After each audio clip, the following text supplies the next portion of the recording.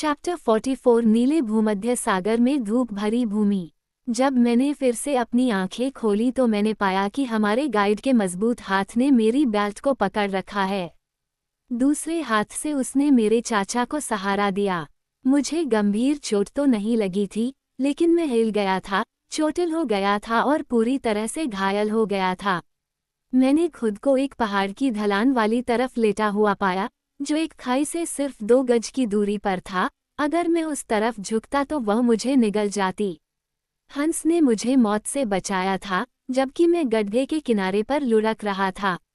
हम कहाँ हैं? मेरे चाचा ने चिढ़कर पूछा, मानो धरती पर दोबारा उतरने से उन्हें बहुत चोट लगी हो।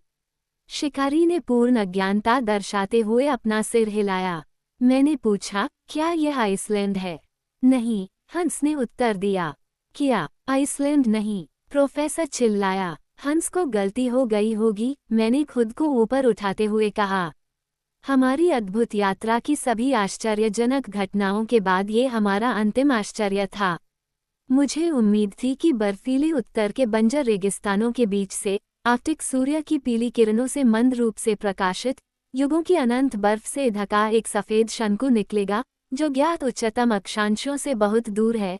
लेकिन हमारी सभी उम्मीदों के विपरीत, मेरे चाचा, आइसलैंडर और मैं दक्षिणी सूर्य की जलती हुई किरणों के नीचे एक पहाड़ के आधे रास्ते पर बैठे थे, जो हमें गर्मी से झुलसा रहा था और उसकी लगभग ऊर्ध्वाधर किरणों की प्रचंड रोशनी से हमें अंधा कर रहा था।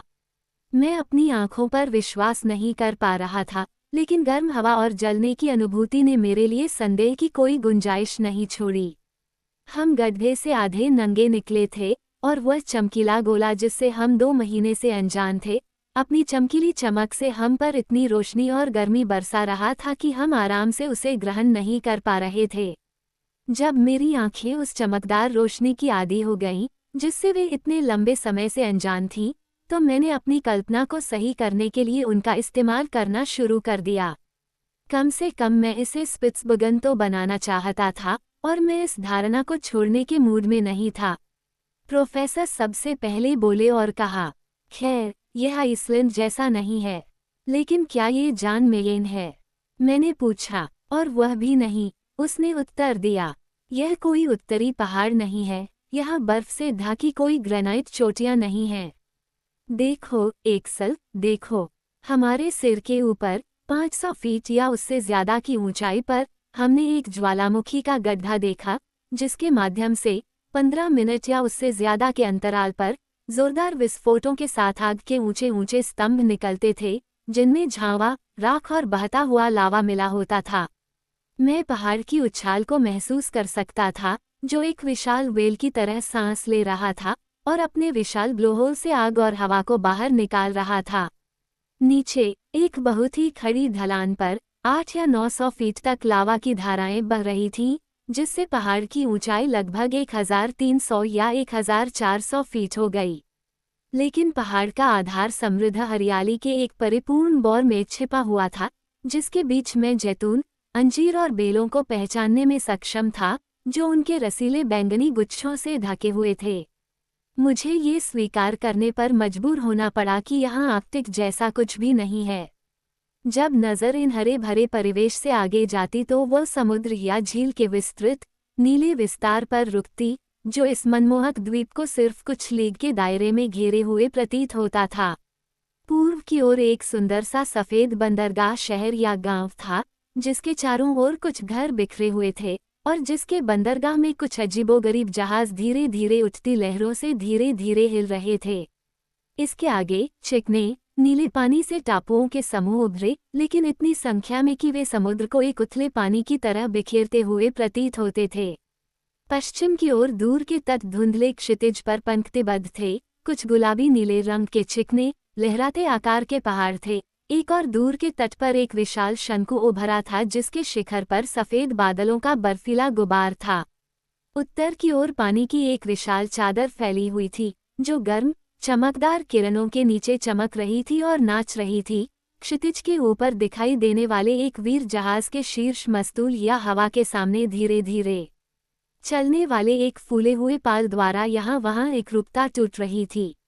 यह अप्रत्याशित दृश्य उन आँखों के लिए बहुत आकर्षक था जो लंबे समय से भूमिगत अंधकार की आदी थीं। हम कहाँ हैं? हम कहाँ हैं? मैंने धीरे से पूछा। हंस ने आलसी उदासीनता से अपनी आंखें बंद कर लीं। उसे इससे क्या फर्क पड़ता? मेरे चाचा ने मुँह आश्चर्य से चारों ओर देखा। खैर, ये पहाड़ चाहे जो भी हो, उसने आखिर में कहा, यहाँ बहुत गर्मी है। विस्फोट अभी भी जारी है और मुझे नहीं लगता कि विस्फोट से बाहर आना और फिर गिरते हुए पत्थरों से हमारे सिर फूटना अच्छा लगेगा। चलो नीचे उतरते हैं, तब हम बेहतर तरीके से जान पाएंगे कि हम क्या कर रहे हैं। इसके अलावा, मैं भूख से मर रहा हूँ और प्यास से तड़प रहा हूँ। प्रोफेसर को चिंतन मनन में कोई रुचि नहीं थी।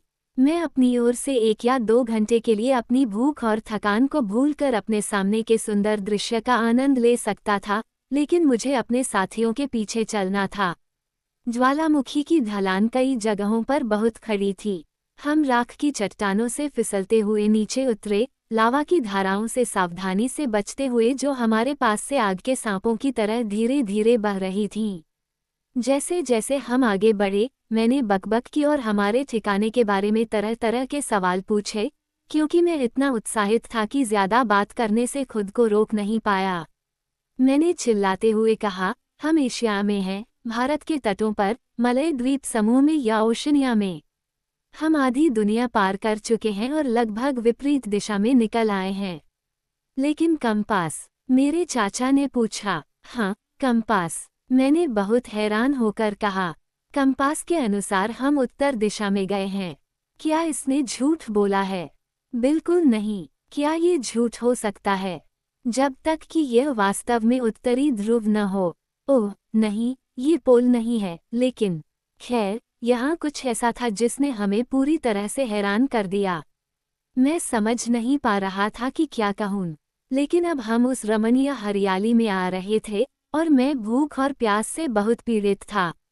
सौभाग्य से 2 घंटे चलने के बाद हमारे सामने एक आकर्षक देश खुला था, जो जैतून के पेड़ों, अनार के पेड़ों और स्वादिष्ट लताओं से ढका हुआ था, जो सभी किसी के भी होने का आभास देते थे।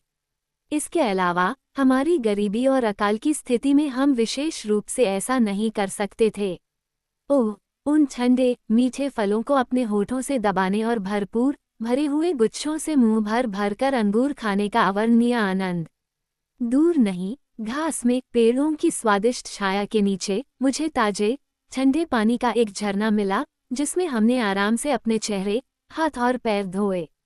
जब हम इस प्रकार विश्राम की मिठाई का आनंद ले रहे थे, तभी जैतून के वृक्षों के एक उपवन में से एक बालक प्रकट हुआ।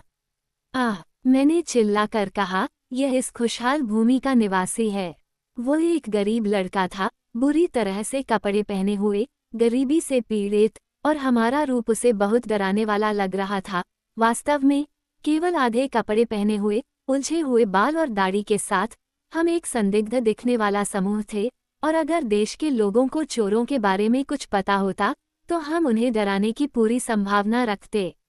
जैसे ही वह बेचारा छोटा सा बच्चा भागने वाला था, हंस ने उसे पकड़ लिया और लात घूंसों से पीटते हुए तथा संघर्ष करते हुए हमारे पास ले आया। मेरे चाचा ने उसे यथासंभव प्रोत्साहित करना शुरू किया और अच्छी जर्मन भाषा में उससे कहा, क्या उसने बर्ग को नहीं छोड़ा था? साधु मीर गेशविंड। उद्धरण चिन्ह। इस पर्वत का नाम क्या है, मेरे छोटे दोस्त? बच्चे ने कोई जवाब नहीं दिया। बहुत अच्छा, मेरे चाचा ने कहा। मुझे लगता है कि हम जर्मनी में नहीं हैं। उन्होंने वही प्रश्न अंग्रेजी में पूछा। हमें कोई फॉरवर्डर नहीं मिला। मैं काफी हैरान था। क्या बच्चा गूंगा है? प्रोफेसर चिल्लाया, जो कई भाषाओं के अपने ज्ञान पर गर्व करता था, अब फ्रेंच बोलने की कोशिश कर रहा था। कॉमेंट अपल्टन सेट मोंटानिया, मोन ऑन फोन। उद्धरण चिन्ह। अभी भी शांति। अब हम इतालवी खाना आजमाते हैं, मेरे चाचा ने कहा, और उन्होंने कहा, क्या हम सियामो हैं? उद्धरण चिन्ह। हाँ, हम कहाँ हैं? मैंने अधीरता से दोहराया, लेकिन फिर भी कोई जवाब नहीं आया। क्या तुम तब बोलोगे जब तुमसे कहा जाएगा? मेरे चाचा ने लड़के के कान हिलाते हुए कहा, क्या तुम इस द्वीप पर नहीं हो? उद्धरण चिन्ह। स्ट्रोम्बोली, छोटे चरवाहे ने उत्तर दिया, हंस के हाथों से फिसलकर और जैतून के पेड़ों के पार मैदान में भाग गया। हम शायद ही इसके बारे में सोच रहे थे। स्ट्रोम्बोली, इस अप्रत्याशित नाम ने मेरे दिमाग पर क्या प्रभाव डाला। हम भूमध्य सागर के बीच में एओलियन द्वीप समूह के एक द्वीप पर प्राचीन स्ट्रोंगाइल में थे, जहां एओलस ने हवाओं और तूफानों को अपनी इच्छानुसार मुक्त करने के लिए जंजीरों में जकड़ रखा था। और पूर्व में दूर नीले पहाड़ कैलाब्रिया के पहाड़ थे, और दूर दक्षिण में वो खतरनाक ज्वालामुखी भयंकर एटना था। स्ट्रोम्बोली, स्ट्रोम्बोली, मैंने दोहराया। मेरे चाचा ने मेरे चिल्लाने के साथ साथ हाथों और पैरों से भी ताल मिलाए, साथ ही शब्दों से भी। ऐसा लग रहा था कि हम एक साथ मिलकर जयकारे लगा रहे हैं। हमने क्या यात्रा पूरी की थी। कितना अद्भुत। एक ज्वालामुखी से प्रवेश करने के बाद हम स्निफेल्स और उस बंजा दूर आइसलैंड से 2000 मील से भी ज्यादा दूर दूसरे ज्वालामुखी से निकल आए थे। हमारे अभियान के अजीबोगरीब संयोग हमें दुनिया के सबसे खूबसूरत क्षेत्र के दिल में ले गए थे। हमने हमेशा बर्फ और बर्फ की अभेद्य बाधाओं के उदास क्षेत्रों को चमक और सभी शानदार चीजों के समृद्ध रंगों के लिए बदल दिया था। हमने इटली के नीले आसमान के नीचे मौज मस्ती करने के लिए ठंडे क्षेत्र के धुंधले आसमान और कोहरे को अपने सिर के ऊपर छोड़ दिया था। फलों और ठंडे साफ पानी के स्वादिष्ट भोजन के बाद हम स्ट्रोम्बोली के बंदरगाह तक पहुंचने के लिए फिर से चल पड़े।